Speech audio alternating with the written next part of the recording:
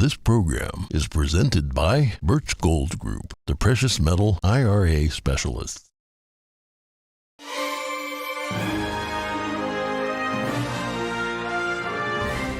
Good morning. In today's headlines, a ballot counting conundrum in Nevada. It could be another week before we know the results from the Silver State. Find out why. With control over the U.S. House of Representatives still hanging in the balance, Republicans come away with some key victories in tough New York races. Republicans are doing some California dreaming. A few undecided congressional races there could help propel them to power in the House.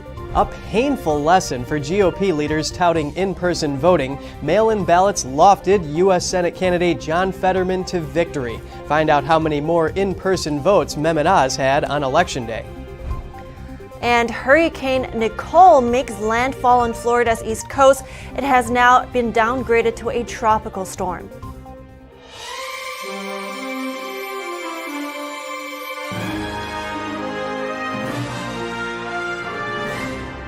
Good morning. Welcome to NTD. I'm Kevin Hogan. And I'm Evelyn Lee. Today's Thursday, November 10th. Yeah, and what a tricky election. And we knew it was going to be like that, Evelyn. I mean, we got delays in Nevada, they're still counting ballots in Arizona, and there's a runoff for the U.S. Senate seat in Georgia. Yeah, absolutely no surprise there. And it could be a while before we know, too. So a quick breakdown here. 3 states have yet to call their races: Nevada, Arizona, and Georgia. Nevada currently has Republican Adam Laxalt leading over the incumbent Democrat Catherine Cortez Masto. Arizona is showing incumbent Democrat Mark Kelly leading GOP's Blake Masters. And Georgia's race between Democrat incumbent Raphael Warnock and Republican challenger Herschel Walker is going to a runoff in December. Right now, Democrats are projected to have secured 48 seats. They picked up 1 in Pennsylvania. Republicans control 49 seats.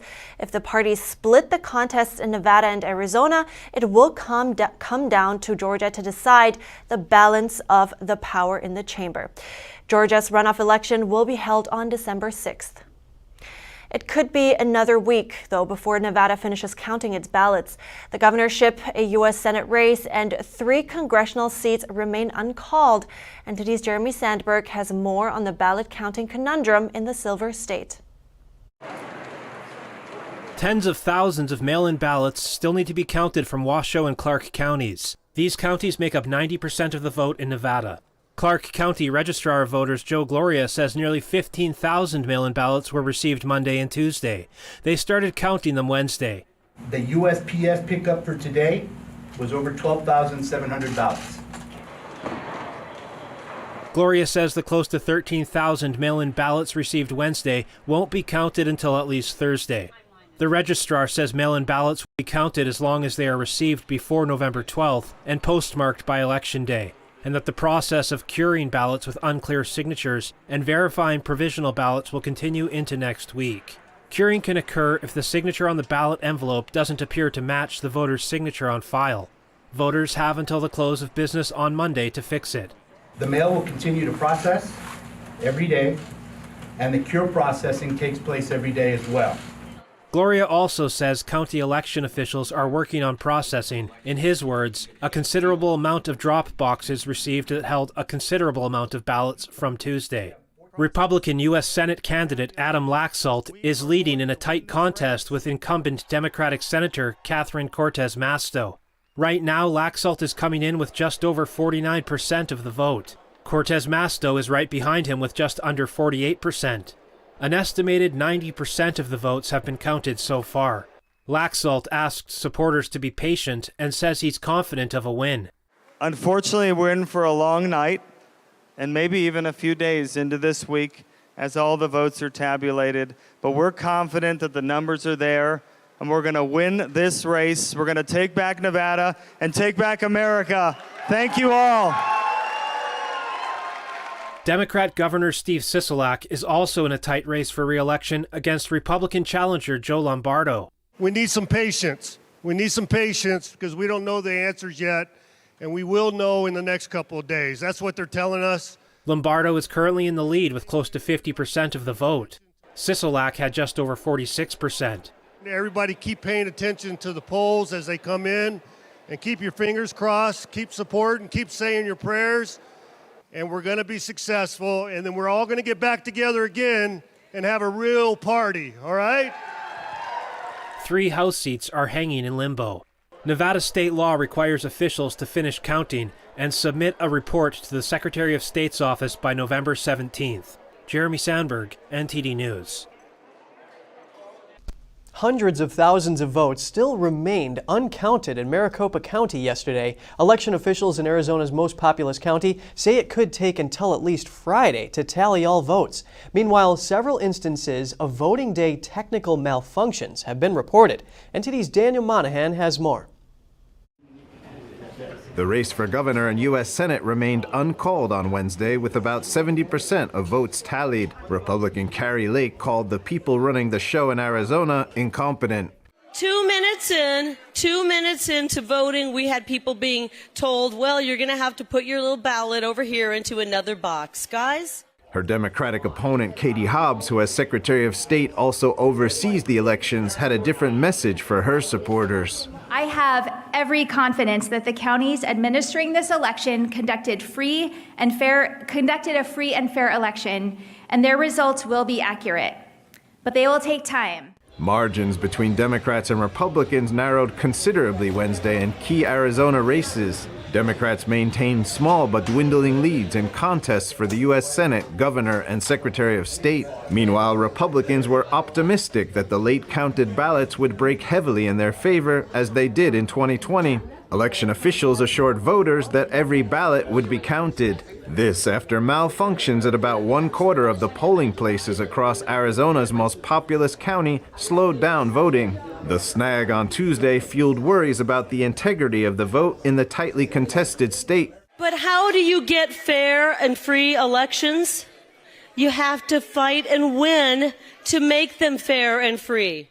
About 17,000 ballots in Maricopa County, or approximately 7% of the 275,000 dropped off Tuesday, were affected. The latest data shows Lake trailing Hobbs by about 13,000 votes, with about 75% of ballots counted. In the Senate, Democrat Mark Kelly leads Republican challenger Blake Masters by around 5 points. Daniel Monahan, NTD News. The Georgia Senate race is still too close to call, and Georgia Secretary of State has announced that the 2 major candidates will face each other in a runoff election. NTD's Jason Perry is in Atlanta to give us a first-hand look at the situation. I'm here in Atlanta, Georgia, where the people know who their governor is, but they have yet to figure out who will be their next senator. The race between Herschel Walker and Senator Warnock is just too close to call. On 13 WMAZ, Secretary of State Brad Raffensperger announced the 2 candidates will now have to face off in a runoff election on December 6th. I asked the voters to come out and vote one last time.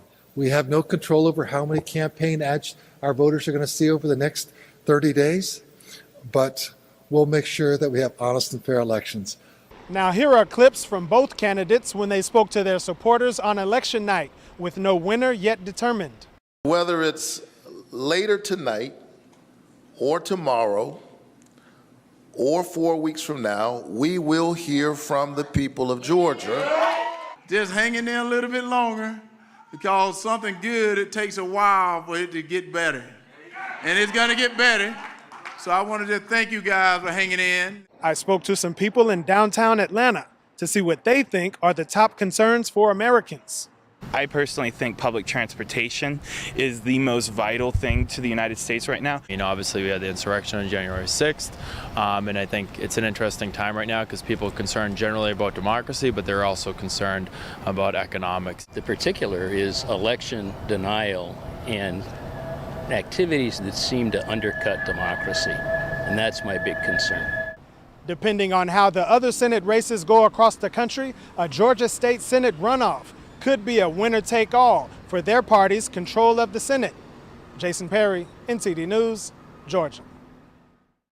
Texas Senator Ted Cruz is heading to Georgia to campaign for fellow Republican Herschel Walker. The two will hold a rally at 6:30 Eastern Time Thursday evening in Canton, Georgia. That's tonight.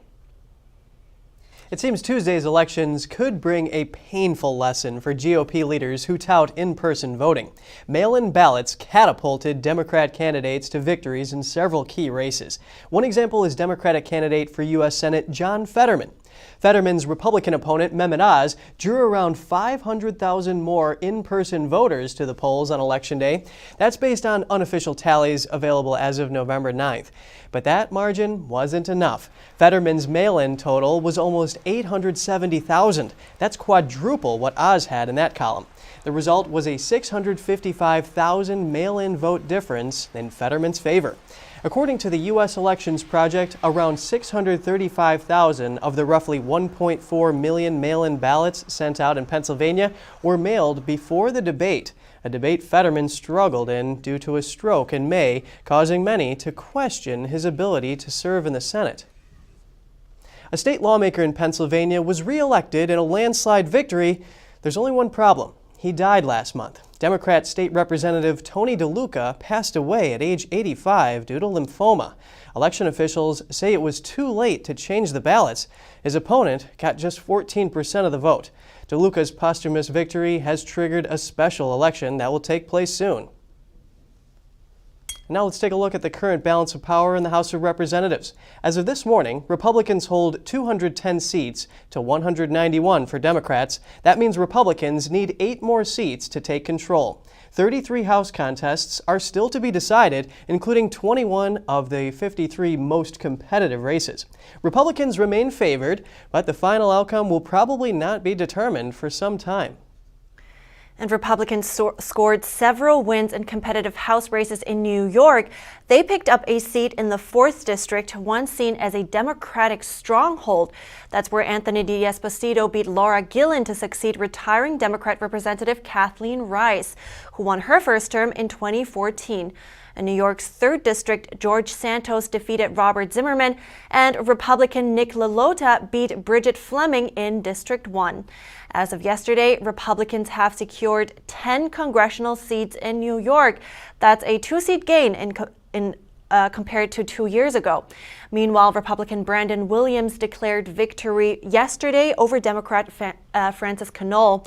This in a fiercely contested race for the 22nd congressional district seat. However, Knoll has not conceded and says there are still votes to be counted.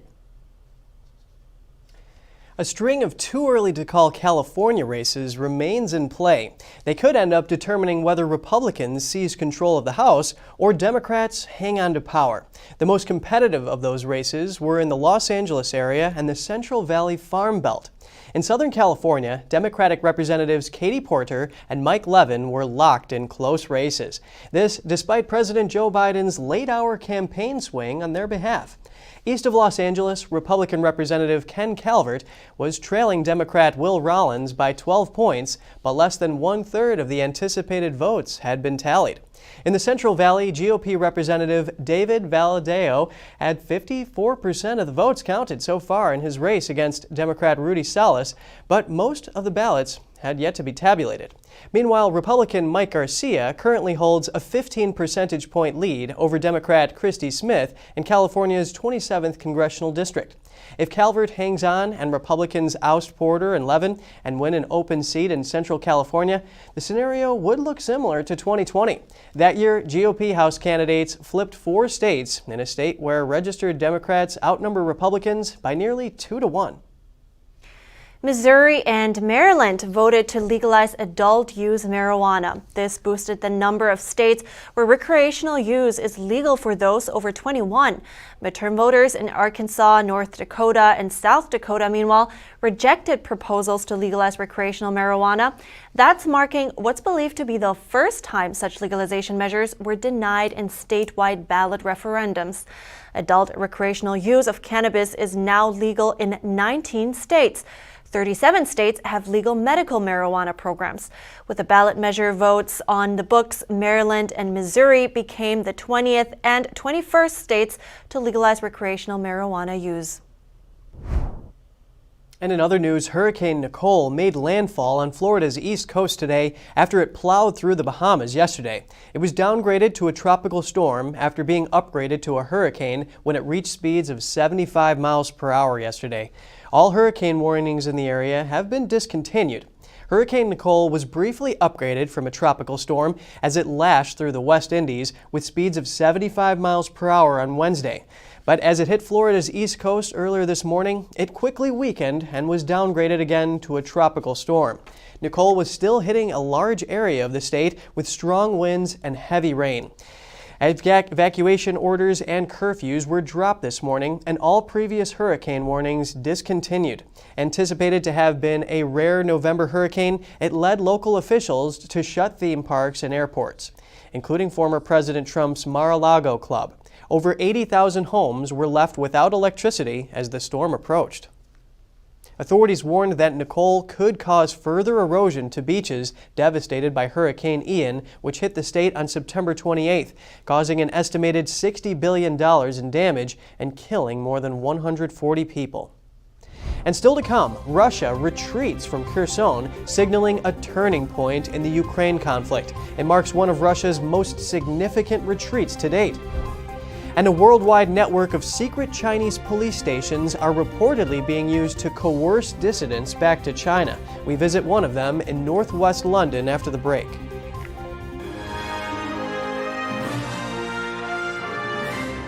It's just clear as day. The media, whether it's broadcast, cable, or print media, has become extremely biased. And I started looking online for alternative ways to get information. And I saw an ad for a free trial. And I looked at it and I said, Epoch Times. I mean, come on, this is end of days type of stuff. I mean, what are they going to be talking about here? And I said, well, it's a free trial. Let me dig in. Is it giving me both sides? Is it giving me an objective point of view here? I have looked for opportunities to see where they might be biased, and I don't find it. It has given me a level of trust in media that I didn't think I'd ever get back. I love the Epoch Times because it has renewed my faith in the idea that a reliable, responsible, non-biased source of information is available. And I can say that I love it because of that.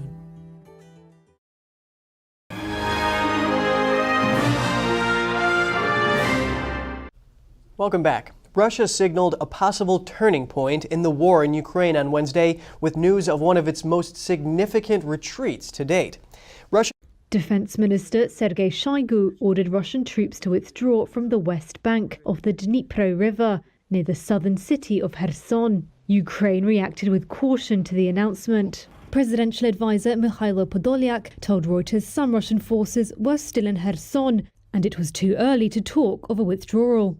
Kherson city is the only regional capital captured by Russia since its invasion in February. Its abandonment would be a major setback for Moscow. Russian troops were ordered to take up defensive lines on the east bank of the river Dnipro. Moscow said it was no longer possible to maintain supplies to its forces in Kherson city. It follows weeks of Ukrainian advances towards the city. Russia has raced to relocate tens of thousands of residents, a move Kiev says includes forced deportations. Moscow says it is taking people to safety. Russian President Vladimir Putin will not attend the Group of 20 summit in Indonesia next week. The British security minister recently told members of parliament that British police are investigating unofficial Chinese police stations in the UK. The stations, of which 3 have been identified in the UK, are reportedly part of a global network of service stations used to intimidate overseas Chinese. NTD's Jane Warrell has more from northwest London. Now, one of the locations identified as an undeclared Chinese police station is here in Hendon, northwest London. That's according to a report by the NGO Safeguard Defenders. It's one of 3 found to be in the UK. The other one is in Croydon and the third one in Glasgow in Scotland. Concerns have been raised in Parliament, including by the chair of the Foreign Affairs Committee. Now, publicly, these stations are harmless administrative centres for Chinese nationals. But reports suggest that actually, in fact, they are used to hunt down dissidents and alleged Chinese criminals. There's evidence such service stations are being used as so-called persuasion operations, coercing Chinese dissidents back to China. We know there are lots of Chinese overseas, dissidents residing in the UK, still trying to continue their advocacies. And we also talk about Uyghurs, Hong Kongers, in the UK.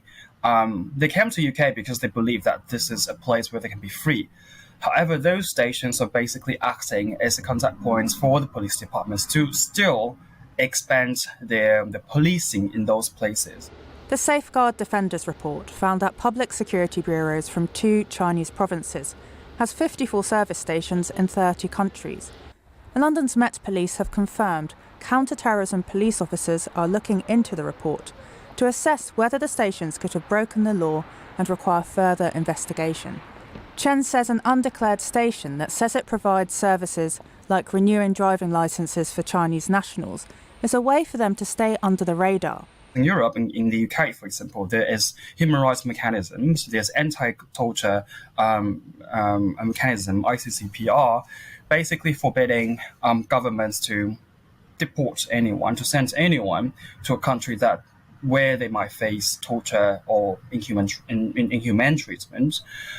And that is in the case of, UK and China. And then so they want to do this kind of a alternative method for them to actually target anyone abroad and then to force them to come to China without using those official channels which are established.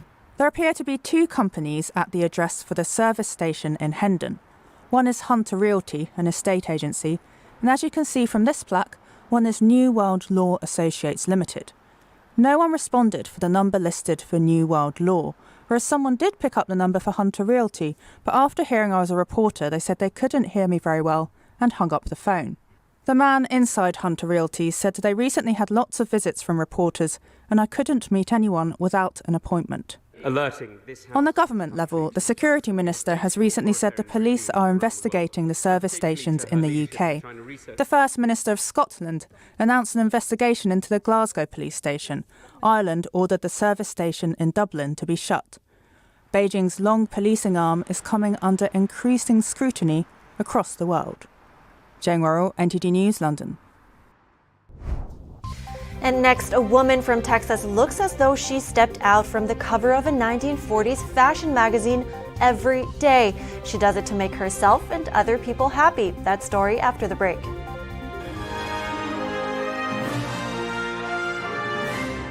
This is Stephen K. Bannon. I urge you to protect your savings from inflation by diversifying into a physical gold IRA from Birch Gold Group. Simply text the word NTD to 989898 and you'll get a free info kit on gold IRAs explaining everything. The lasting beauty of realistic oil painting. Brilliant, expressive, and inspirational. The 6th NTD International Figure Painting Competition. Guided by pure authenticity, beauty, and goodness. Invites you to join us on a journey back to traditional art. The Gold Award is $10,000. For more details, please visit oilpainting.ntdtv.com.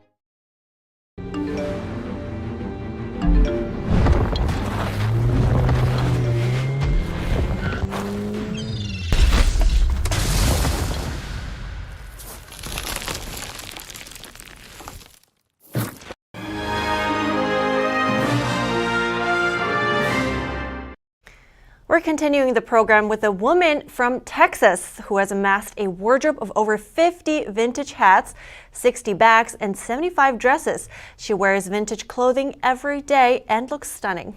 Let's find out what inspired her to do that. It's a part of me now and how I like to look. Gwendolyn Erin Patterson from Dallas wears only glamorous attire from the World War II era. I've always been a big fan of old Hollywood movies and escaping through the glamour and the beauty of their style and fashion. She says she never felt quite like herself wearing mass-produced clothes. I started collecting these pieces in high school, but I never dared wear them because I thought it was so different. She now has a wardrobe straight out of a 1940s fashion magazine. I have, gosh, probably at least 50 hats. Just dozens of straw hats, wool felts, wide brim, short brim. My favorite kind are tilt hats. Oh boy, just dozens and dozens of shoes, shoes of every color and material. I absolutely love the rayon crepe late 30s, early 40s dresses. Those are very hard to come by, but that's what most of my collection consists of. But the beauty of these garments has deeper meaning for Erin. It makes you feel very put together, but also like you're a part of history. You're wearing something that has seen so much time. If a garment or an accessory has a backstory to it, I love knowing who owned the pieces and where they came from. It feels like, you know, something that has been loved, and then you can be the next caretaker loving it as well. Erin, her husband Sam, and her best friend Jamie wear vintage clothing daily to make themselves and other people happy. It's nice, especially for our veterans. We love bringing a smile to their face when they see us. It reminds them of their wife or their mother, and it brings back a very special memory to them. Buying these vintage pieces takes a lot of online shopping, and certain hat models are impossible to find, so Erin decided to learn how to make them herself. It's a little velvet hot pink hat, so I have a little floral decoration on it. This is actually an authentic millinery piece from the 40s or 50s probably. So it would sit on my head like this and lean towards the front. Her future plans include making enough tilt hats to be able to sell online, restoring with her husband a 1910 house to its former glory, and producing a 1940s singing and dancing act with her friend Jamie. There is the glamorous, beautiful side to wearing vintage, but there's also the things you're able to accomplish through it. We would love to eventually go and perform at assisted living or nursing homes to the elderly and put a smile on their faces. They look so great. And you know, I totally understand her if you just really want to find something that you feel more comfortable and more confident in. Yeah, and that's totally retro. And you know, I know the movie Catch Me If You Can was set in the 1960s, but really, it reminds me of the airline stewardess's clothes. There is some resemblance, you're right. Yeah, I mean, traditional look is really appealing. You know, there's a certain vibe to it. I agree, as we just saw. Anyway, that's all for today's program. We're wrapping it here. We'd love to hear from you. Before you go, you can share your thoughts and your story at goodmorning@ntd.com, so shoot us an email if you want. Thanks for watching. I'm Evelyn Lee. And I'm Kevin Hogan.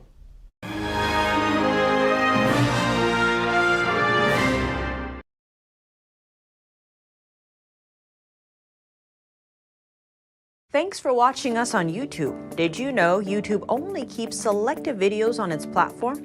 So if you want to make sure you get the full picture, just subscribe to our newsletter. Go to newsletter.ntd.com and sign up. It's free.